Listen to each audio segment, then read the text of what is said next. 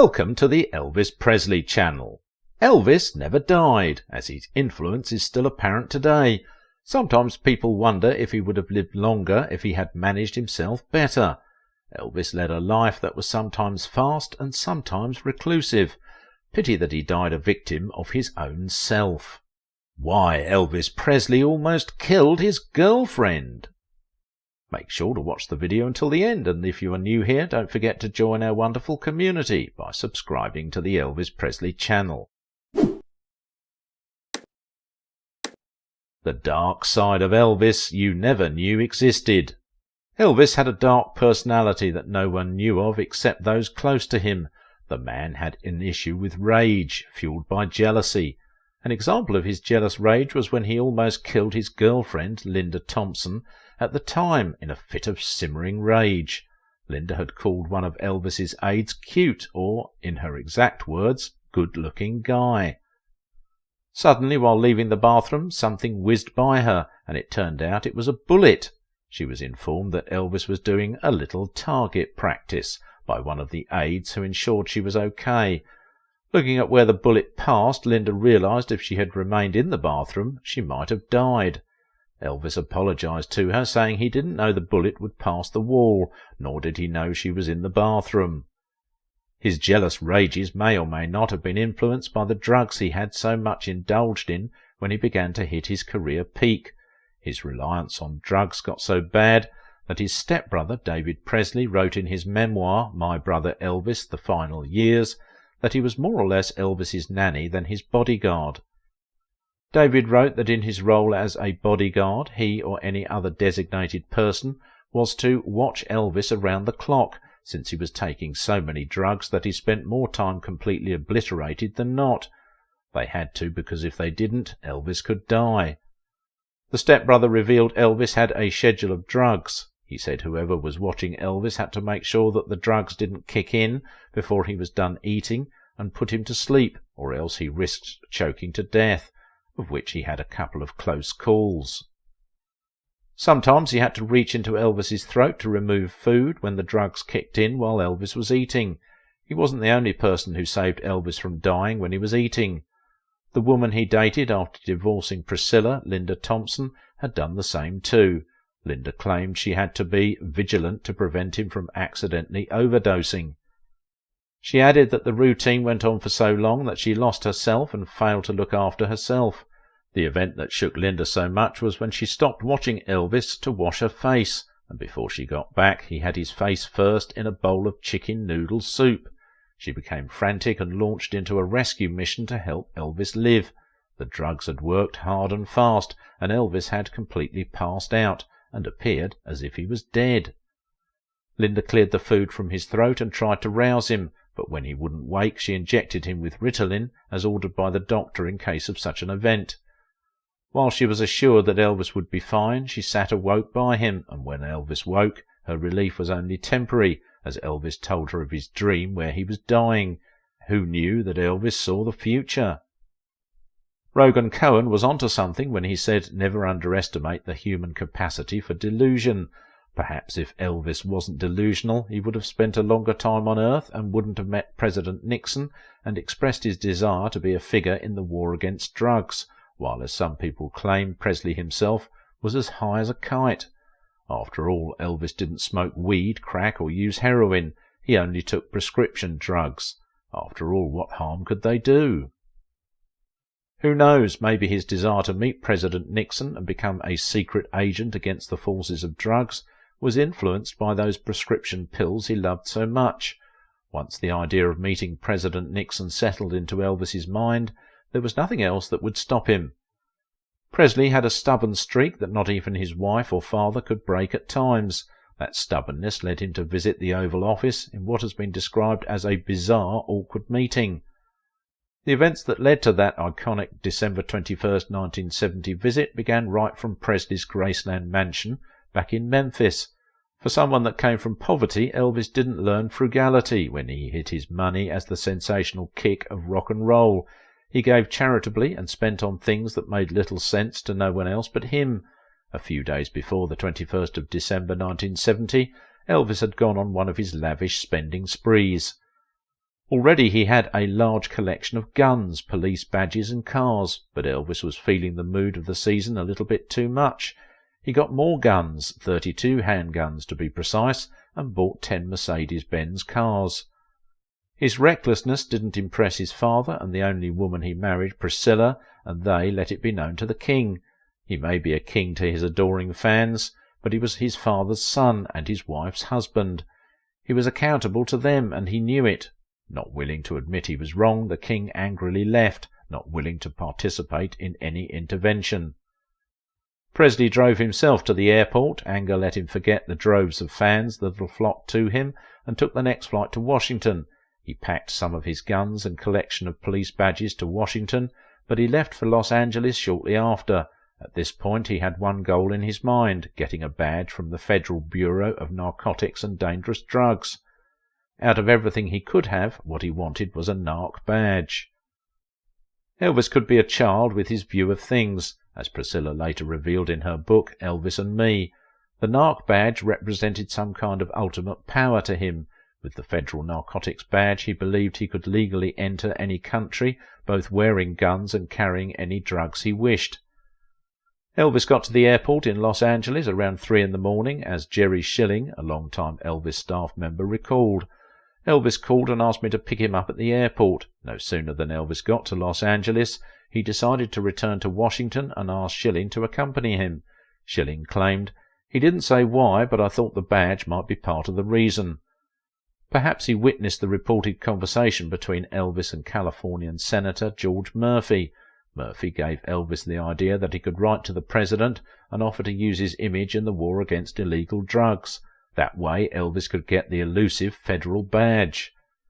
Elvis, the ever-witty man, swung into action. He penned a letter to the president while chock full of prescription drugs. He wrote, "Dear Mr. President, first I would like to introduce myself. I am Elvis Presley, and I admire you and have great respect for your office." Elvis then revealed he had met the Vice President earlier on issues of national importance, and that it could be useful against the war on drugs. As he put it in the letter, "I talked to Vice President Agnew in Palm Springs 3 weeks ago, and expressed my concern for our country. The drug culture, the hippie elements, the SDS, Black Panthers, etc., do not consider me as their enemy, or as they call it, the establishment. I call it America, and I love it." Elvis further expressed his commitment and proffered how he feels he can be used. "Sir, I can and will be of any service that I can to help the country out, so I wish not to be given a title or an appointed position. I can and will do more good if I were made a federal agent at large, and will help out by doing it my way through my communications with people of all ages." He reiterated that he needed federal backing. "First and foremost, I am an entertainer, but all I need is the federal credentials." Then, of course, he dropped Senator George Murphy's name. He wrote, "I am on this plane with Senator George Murphy, and we have been discussing the problems that our country is faced with." Elvis also wrote, "I will be here for as long as it takes to get the credentials of a federal agent." He also revealed that he would be lodging at the Washington Hotel with 2 of his staff members, Jerry Schilling and Sonny West. From the letter and the other reports, it seemed Elvis wrote the letter on the plane as Elvis and Schilling drove to the White House to drop the letter off physically as early as 6:30 in the morning. It was just minutes after their plane landed. Shortly after, Elvis would visit the Bureau of Narcotics and Dangerous Drugs, where he met with a deputy director, but no badge was given. Elvis is a man with luck, ready to reward his efforts, which played out again with the letter he dropped at the White House. The letter got delivered to Nixon's aide, Eagle Crow, a big Elvis fan who had Dwight Chapin, the deputy assistant, prepare a memo to Bob Haldeman, the White House chief of staff. Bob wasn't as enthused, and he wasn't confident if the king meeting Nixon would be extremely beneficial, as Crow thought. In fact, in the memo, Haldeman wrote, "You must be kidding." Even Nixon himself wasn't convinced it was a great idea and felt there was a catch, but Crow prevailed on both the chief of staff and the president. He brought up notable people who had died due to overdose and told the president Elvis, as the face of their war, could convince people against drugs.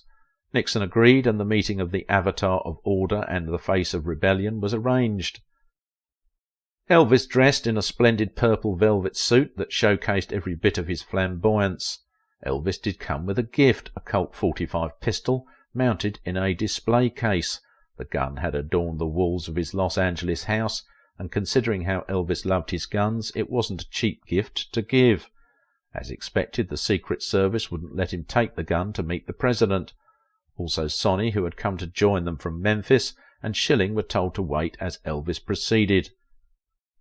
Elvis's childlike wonder emerged again as he entered the Oval Office. When he first walked in, he seemed a little awestruck, Crow remembered, but he quickly warmed to the situation. Elvis had the gift of speech as much as he did songs. He knew what to say to warm up to people.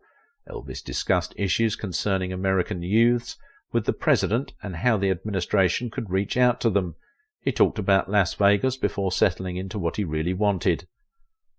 Elvis had a disdain for communism, and he expressed it while also being critical of the Beatles, who he all but called leeches. Per Crow's notes, Presley indicated that he thought the Beatles had been a real force for the anti-American spirit. The president then indicated that those who use drugs are also those in the vanguard of anti-American protest. Presley assured the president that he was on his side. He also played the emotional rise from the poverty card. He said that he was just a poor boy from Tennessee who had gotten a lot from his country, which in some way he wanted to repay. Then the king went on about how he had been studying the impact of drugs and how communists brainwashed people. Presley now finally asked for the elusive badge he wanted. So, as Elvis was done, perhaps moved by what Elvis said, President Nixon asked Crow, "Can we get him a badge?" To which Crow replied in the affirmative, and Nixon ordered it. Elvis's glee was apparent. In a surprising, spontaneous gesture, Presley put his left arm around the president and hugged him. Elvis also got the president to greet the two aides he brought along, so Schilling and Sonny met the president. This is one of the greatest things about Elvis. He never minded sharing his privilege with those he cared about. The two men got White House cufflinks, and Elvis mentioned, "Mr. President, they have wives too," which helped them get White House brochures for their wives. Elvis and Crow chatted, and Crow took him to lunch, and it was during the lunch that Elvis got his new prized possession, the badge. Elvis requested that the meeting be kept private, but journalists have a way of finding hidden things. A year later, columnist Jack Anderson broke the story, but few people seemed to care. Before leaving, Elvis asked Nixon to say hello to Schilling and West, and the two men were escorted into the Oval Office. Nixon punched Schilling on the shoulder and gave both men White House cufflinks. Long after the meeting, in an interview, Nixon commented that Elvis, a very shy man whose flamboyance was covering up his shyness. Sadly, 6 years after meeting Nixon, Elvis would pass away due to what was initially wrongly said to be a heart attack. It wasn't a heart attack, but an overdose, as a cocktail of drugs was discovered in his system. Elvis had been abusing substances, and it slowly changed him as he grew from being a hunk to a larger man. He became a recluse, and all that was on his mind were his pills and the feeling that came from using them. In 1977 alone, Elvis, according to reports, had at least 8,805 pills, tablets, vials, and injectables. They included uppers, downers, and powerful painkillers, in quantities more appropriate for those terminally ill with cancer. The unfortunate part was his physician, Dr. Nick, had prescribed these for him. Of course, Nick protested his innocence. Nick claimed that he did right by Elvis and that the painkillers he gave him were necessities, and he had no regrets giving Elvis those pills. The good doctor defended his actions by saying Elvis was complicated, and he tried so hard to help keep things from falling apart for Elvis. Dr. Nick blamed Elvis's childlike nature regarding prescriptions, as he felt those couldn't harm him because a doctor prescribed them, so Elvis never believed he was an addict. The doctor wouldn't be the only person to say this. Priscilla, Elvis's first wife, also said something along these lines, and so did Linda Thompson, the woman he dated after Priscilla. She added that, when it came to Elvis, the pressure was on me to try to maintain a semblance of normality. When people began to badger Priscilla and assume her being complicit in indulging Elvis, Priscilla revealed that true he gave her some of these pills to use as they were prescribed substances, but Elvis refused to believe he was taking things too far. Elvis refused to believe he had a problem, according to her. She said in Elvis by the Presleys, Intimate Stories from Priscilla Presley, Lisa Marie Presley and Other Family Members, a book edited by David Ritz, that the pills being prescribed made a big difference in his mind, and secondly, he hated street drugs and campaigned for their elimination. So how could he be an addict himself? So Elvis was delusional, and as Priscilla noted, an intervention would have been pointless. Elvis had a stubborn streak, and in Priscilla's own words, Elvis would no more have responded to an intervention than a demand to give up singing. So his death from overdose was only preventable if they had forcibly bound him and taken him to rehab, but there was no chance of a successful rehab happening.